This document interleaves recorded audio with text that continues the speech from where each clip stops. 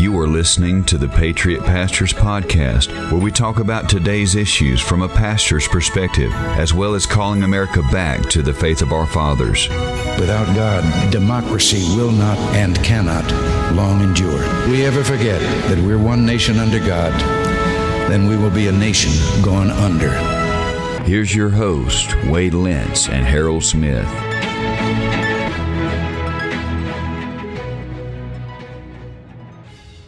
All right, welcome to this special edition of the Patriot Pastors Podcast. I'm Wade Lentz, pastor of Beryl Baptist Church.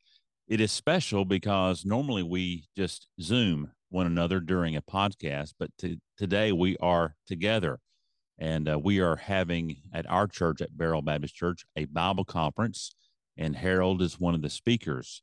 And so I thought, hey, since we're together, let's do a podcast. And Harold, man, I'm glad that you're here. Why don't you start by singing that old song together again? How's it go? Something like that. Something like that. Yeah, not like I said it, like Wade would have sang it, but Reunited and it feels so good. How about that one? that sounds good.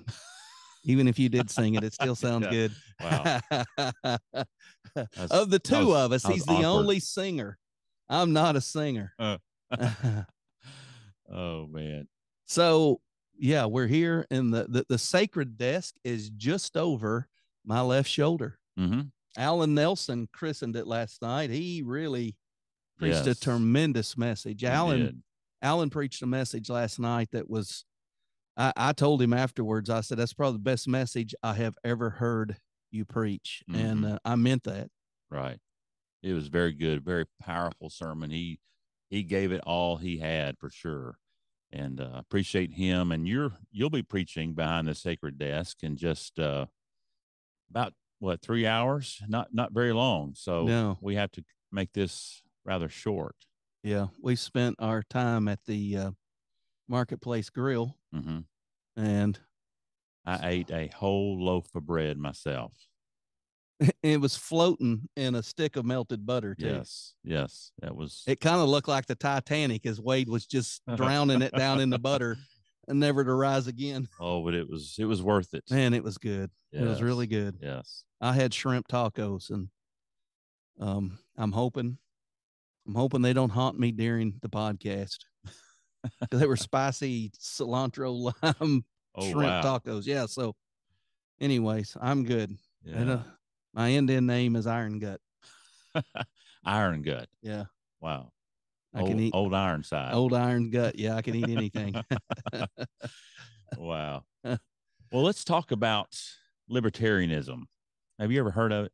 That's the popular thing these days. Yeah. A lot of folks are libertarians. And really what this podcast is going to be about today is the fallacy of libertarianism and this utopian type society that they are longing for that will come without the laws of any government. And that's a stretch, to say the least, right? Yeah. And most of the people that you try to talk to that are libertarians, they'll only libertarian so long. Mm-hmm. And then the argument kind of breaks down, and so, yeah, I'm for this, I'm for this, I'm for this. Well, if you're for all that, then we end up in the end of this thing. It's every man for himself. Right. And then they kind of, the argument breaks down. So that's kind of what you and I were batting it around earlier.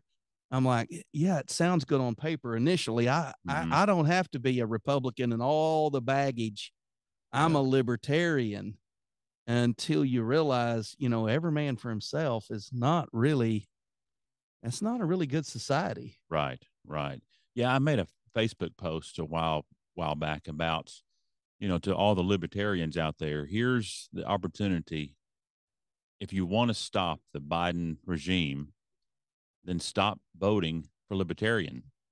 And I said that because if the libertarians would have voted for Trump in 2020, despite of all the crazy voting incidents that went crazy during that election, Trump would have won had he received the libertarian votes.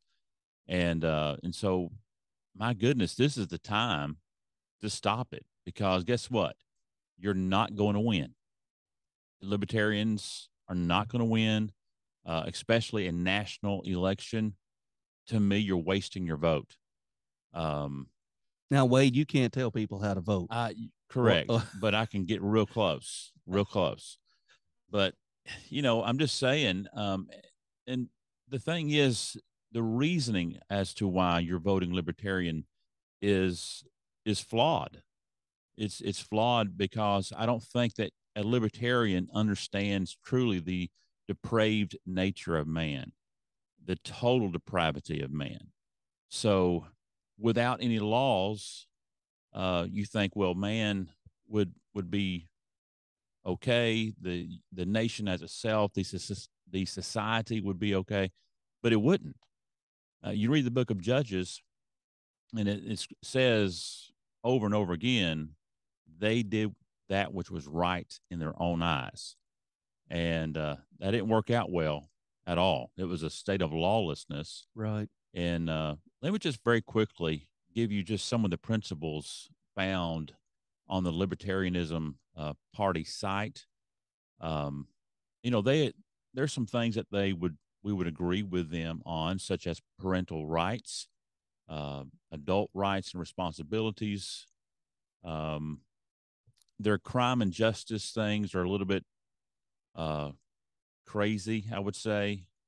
One thing is that they do not believe in the death penalty, and the Bible yeah is okay with the death penalty. It prescribes it for certain crimes. Yes, they are pro-abortion in the fact that the government should not dictate what a woman should do with her body. And see, that's kind of my big beef with libertarians is really the abortion issue. That's the main. Mm-hmm. There's a bunch of others, secondary issues, but if you are for liberty, how about the liberty of the child? We believe that life begins at conception, right. And we get that not by opinion. We get that from scripture. So when we talk about this, it gets, you're all for liberty, but that's only liberty for the woman, not liberty for the child. And this is where I think libertarianism breaks down is I would see more people going libertarian if they were not pro-abortion. And that's the big hang up I know for most what I would call church folk. Mm-hmm. Right. Yeah, I know of a Baptist pastor who was a libertarian who was against the Supreme Court overturning Roe versus Wade. Here is a Baptist pastor who is upset at that. Yeah. And it goes back to his libertarianism, his libertarian principles that he supposedly heeds to. So right. It's really crazy. Right. And I guess really the main thing is mankind needs some form of government. I mean, you right. and I believe government is instituted in the Bible. I believe God instituted government. He gave government to moderate mankind, to keep him from being as evil as he could be. And so when I think about that and I consider that out, I'm for a small government. I'm a small government guy. I don't want the nanny state. But at the same time, we say nanny state like it's some mother guarding over us, but mankind does need some government overseeing it. We need speed limit laws out here. Right. You're right on a highway. If we didn't have a speed limit out there, about every other week, there'd be a car stuck in your sanctuary somewhere. Sure. And so when I think about this, I understand the mindset behind the libertarian. I understand, hey, I want to govern myself. But the problem is not everybody in society can self-govern. Right. Yeah, and I would agree we need speed limit laws, but you and I both agree we don't need seatbelt laws. Yeah. Right? I mean, I plead the fifth on the grounds that it may incriminate me because we rode together to town and and I can't talk. So, yeah. Right. So, yeah, that is an encroachment of the government on something that's your personal property. But those laws, the seatbelt law is to protect me from myself, I guess. Right. The speed limit laws protect everybody from people traveling too fast. So when you run government out, this is my big beef with libertarianism. I think you're going to go on to talk about drugs. They're okay for just open use of drugs. And I'm not. Right. You right. know, at some point there has to be some kind of legal limit. This is what's a recreational drug. This is what will kill you. Mm-hmm. Sure. Yeah, they're for legalization of drugs of pretty much all forms. And I can see where that would be okay if the drug user stays within his own, Yeah. stays to himself. But yeah, if he goes in his bedroom and takes drugs by himself and doesn't stays come there, out, yeah, that's yeah. okay. But guess what? They don't do They that. don't do do that. No. And drugs are expensive, and they wouldn't be cheaper if we legalized them. We proved that with pot. You know, pot's now legal, but if you go to the legal store and buy it, you're paying quite a bit of more money for it, from what I understand. So I say all that to say it sounds good on paper. Right. Oh, yeah, we got these freedoms, but complete and total freedom in a society is not a good thing. There needs to be a certain level of this is not okay. It's Sure. just like, and I don't want to get crude here. There's things you don't mind doing in your own living room if it's just you there, but you're not going to do that in a restaurant. Right. You know, right. The clothes I wear watching TV and at night are not the same clothes I would go to church in on Sunday. And I change into a better set of clothing to go to church because I feel like I need to. But, and I'm not a suit and tie guy, don't read into this, but I'm voluntarily choosing to do that. Some people would walk in here in their underwear if they could get away with it. Right. And that's why a libertarian society breaks down. You have to have some kind of, okay, this is too far. And for me, libertarianism, the end of it is too far. The carrot they dangle in front of you is lower taxes, more freedoms. Yeah, but when we run all that out, right, our kids are doing heroin in the 9th grade. Sure. Yeah, libertarianism is a utopian society that would only work with a very moral people. Right. And guess what? We are not in America, a very moral We're not people moral at all. No, we've got men dressing up in women's underwear wanting to read books to little kids. If we just open up and legalize everything, drugs and all, everything shy of killing your neighbor, we're not in a good society. And libertarians are going to get mad when we talk like this, but that's where this ends up. Yeah, and it's not a big deal for us in Arkansas because libertarians vote and they get less than 3%. Yeah. But in the swing states where it's very close, like Michigan, Wisconsin, the libertarian vote there is such that if they would have voted Republican for someone that had a chance to win, they would have defeated the Democrat. And in this case, Trump would have beat Biden in those states. I think something, we need to consider, we need to throw out there is people who are voting libertarian, they don't like Trump. They see him as the antithesis. He's just not what they're after. Yeah. And so you and I are like, hey, man, conservatives are losing because some conservatives are becoming libertarian. Guys, I would not have a problem vacating a bad Republican candidate if you had a libertarian candidate with a chance to win. Yeah. Would you say the same? Sure. It's not like this is give me a choice, but every libertarian candidate that I've seen has zero chance of winning. I mean, has no solid political background, has no grassroots base, never garners more than 5 or 10%. And when you're losing to liberal Democrats by 2%, you're like, guys, either get yourself a candidate or vote for the closest thing to that. Sure. Because throwing this third party vote in there is not working. And look, if you want to change that, get a libertarian candidate that's better than the conservative Republican candidate.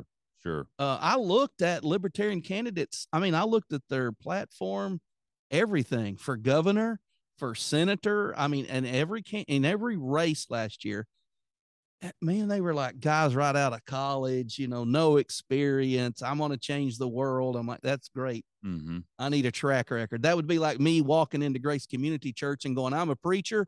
I want MacArthur's job. Yeah. Nobody that are laughing at me, Harold, to get out of here, get lost. You've been drinking or something.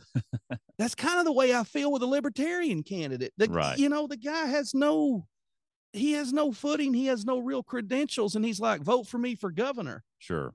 And I'm like, dude. Yeah. And again, this is a different scenario of a person that just does not want to vote for Trump because of his brashness or his character, whatever the situation is.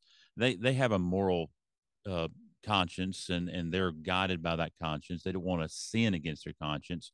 But the libertarian outlook, let's say that they won. Let's say a libertarian somehow won. Well, what you would find if their policies were passed in our country would be a country of total lawlessness. Yeah. And so even your perceived outcome, if you were to achieve it, you wouldn't like it. You would not like it one bit. Legalization of prostitution, legalized drugs. It would be total chaos. Yeah. If you're a moral person, libertarianism would be a little concerning to you. Mm-hmm.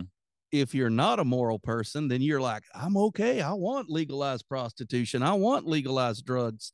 And every moral person is going, I don't want to live in a society full of open drugs and prostitution, Right, so right. I think it's a pipe dream for, moral conservatives to think this is the road to go. Exactly. Yeah. And I have talked to a few libertarians that have kind of wised up, especially in this last election, looking at what all the Biden administration has done in the was it 2 years yet? Getting close to 2 years. Feels like 20. It does. It feels like much longer than what it has been. But they're wising up that, you know what, we really wasted our vote. And had we voted for a winner, someone who had the opportunity to win, it would have been a much better America than what we're facing today. I get tickled. I also know church people that vote for some fourth or fifth party candidate, mm-hmm. Somebody that's only on the presidential ballot in 4 states. And I'm like, why? Well, I can't vote for that guy. He believes this or that or whatever. And I'm like, dude, if we're going by that credentials, mm-hmm. I haven't been able to vote for any president. Right. They're flawed men. They're not great moral men. Sure. Those guys get ran off by the national media before they ever clear a primary. If you knew what we know now of Ben Franklin, you probably back then would not want him framing the Constitution. Right. He was a rounder. He was a scoundrel in his private life. Yeah. But yet he's one of the most revered founding fathers we have. He's got his picture on a $100 bill. Right. And, Trump can't say that. No, not yet. He's got a gold airplane, but he doesn't have his picture on a $100 bill. He would want one though. If he did, though, we would have to add a hump to the top of the 100 to get that shark fin hair in there. Make it larger. Yeah, big bill. The big European dollars. Yeah. But in all seriousness, I don't want it to sound like sour grapes, like we didn't win because you libertarians. Mm-hmm. But at the same time, I'm like, this is as bad as voting for Mickey Mouse. Yeah. You're voting for a person who has no shot, none whatsoever. And if he does win, how is he going to pass legislation? Right. I mean, we're talking about this fictional society where libertarian values are carried out.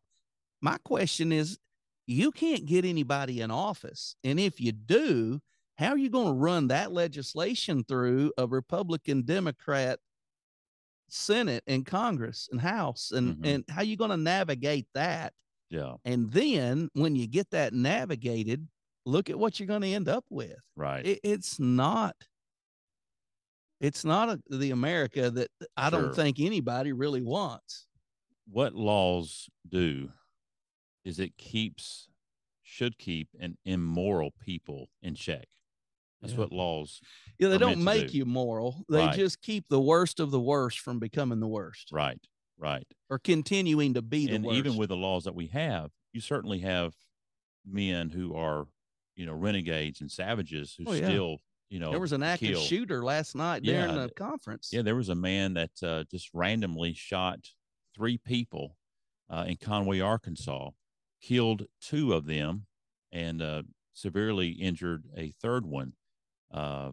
Here's a guy that had been troubled with the law for years and years and been out of prison, in prison, out of prison, and was a danger to society. It isn't Arkansas releasing prisoners.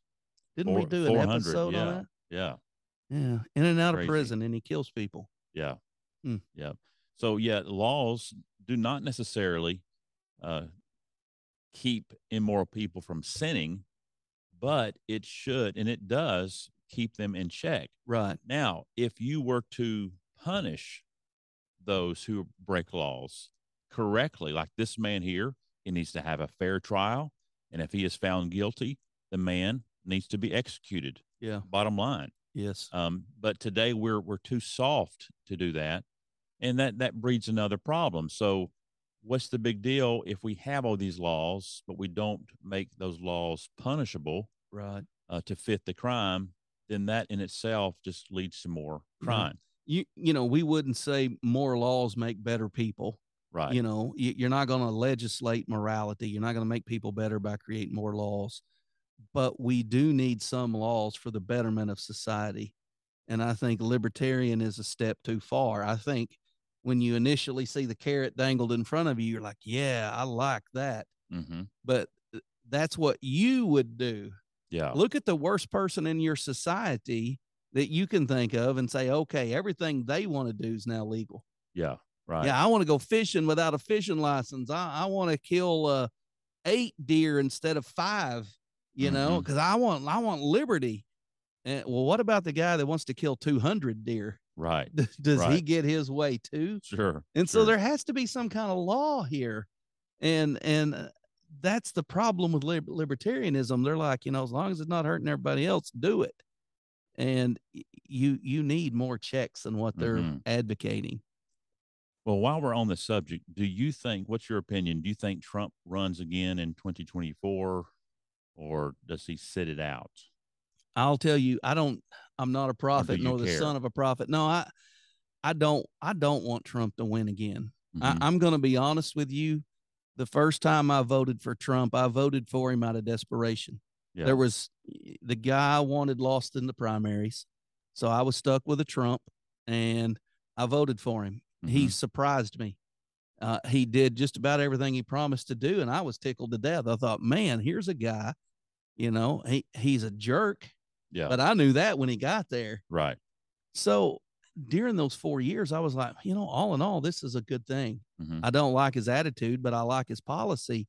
Well, when he lost and I got Biden, I was like, man, we would have been so much better off with Trump. So back off and look at it now. Do I want to go back to a Trump? No, America, we can do better than Donald Trump. Yeah. I think there are better candidates out there than him, but he's got a big ego. He wants to wade back in there and throw his weight around. And if he does, fine. And I know there are people that think he hung the moon. I'm not that guy. Right. I voted for him because he was my best option. I felt that had a chance of impacting the country. But I would rather see Ron DeSantis or someone like that run and Trump stay out of it. Yeah. But I mean, the guy loves cameras. He loves spotlights. I don't know if he can tear himself away. Sure. And I would agree with you on that. If Trump was to run and win in the primary, I would absolutely vote for him in 2024. And so if he was the primary winner, I would vote for him, but that's not who I'm going to be voting in the primaries. I do think that the Republicans, the conservatives, would have a better chance of winning if Trump would not run, but rather support another candidate such as DeSantis, someone younger, and someone that is less polarized than Trump. And that's the thing about Trump. You either absolutely love him or you hate the man. Yeah. And the media hates the dude. And a lot of Republicans, and we saw this in 2020, they hate him. They don't like him. So, and I'm not saying that, Let me give you an illustration. I always tell people, I don't have to be a jerk. I preach the gospel and people hate it so much. I don't have to be a jerk to be unliked. Right. I'm the nicest guy you've ever met. I buy people's dinner. I go the extra mile. I do good things. I try to show people I love them. But because I tell people they're sinners, they're going to hell, they can't save themselves, they need to repent and believe the gospel, they're like, I don't like that Harold Smith. You know, he's a gospel preacher, Bible thumper. Okay, Donald Trump, if you're going to be a conservative Republican, the world already hates you. You don't have to be a jerk for them to hate you. You already have policies that make you the opposition. So be as nice as you possibly can. Here's a guy that can't be nice. He's a spoiled, rich man who's always had it not given to him, but he's always demanded the best because he could afford it. Right.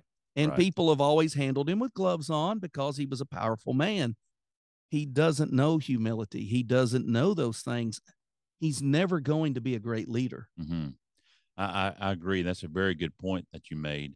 And, I think Trump I would have a lot higher thoughts of him if he would just humbly bow out and say, hey, look, it's just not my time at this moment. Let's get behind someone else. And he would do a tremendous job of helping the election of another Republican candidate. I mean, if you had Trump's support endorsement, I mean, that's even seen in the state elections. So I think he could better the country by backing away, staying out of the limelight as far as him running. I just don't see him doing that. And there's no, if you look at his campaigns that he's still doing, the rallies that he's still doing, it kind of reveals to me that he's planning on running again. So, but hey, let me throw out a scenario. Last week we were talking about Smokey and the Bandit driving a Trans Am. What the bandit was doing was running interference and drawing the cops away from the snowman, played by Jerry Reed, with his beagle, Fred. And the bandit was drawing all the attention away from the snowman who was hauling that Coors beer back to Atlanta. He stole that in Texarkana, by the way. What if Trump played the role of the bandit and he ran interference and got Buford Justice to chase him around while a good candidate like DeSantis carried, I don't want to say the beer to Atlanta, carried carried the conservatives to the White House. Yeah, right. Yeah. And so Trump's just running interference, doing media, events, getting the media all stirred up. They're all busy attacking him, chasing him around. He's blowing roadblocks, and DeSantis is over here carrying the payload to the White House. Now that would be, that's a recipe for winner right there. That would make a good movie too. A great movie. What would we call that? I don't know. Orange Man and I was thinking Orange Man. Yeah, I just know that, but I don't know. Yeah. Wow. I'm gonna start calling DeSantis Snowman. There you go. I think. Yeah. I honestly, I like the guy. He is. He makes right policy, but he's not a jerk about it. He's not a jerk about it. Yeah. Right. Even though people think he's a jerk just because of the policies, like you said earlier. Well, I'm sure we have made several of you upset, but my brother is a libertarian. I hope we can be on speaking terms by Thanksgiving. Oh, wow. Yeah. Be a cold Christmas. Yeah. Well, listen, thank you for listening to the Patriot Pastors podcast. If you're still listening this far into it, we'd love to hear your thoughts on it. So on YouTube, if you're listening to it, let us know who you're voting for and why. We would love to hear those thoughts, read those thoughts. But thank you for listening to the Patriot Pastors podcast. God bless.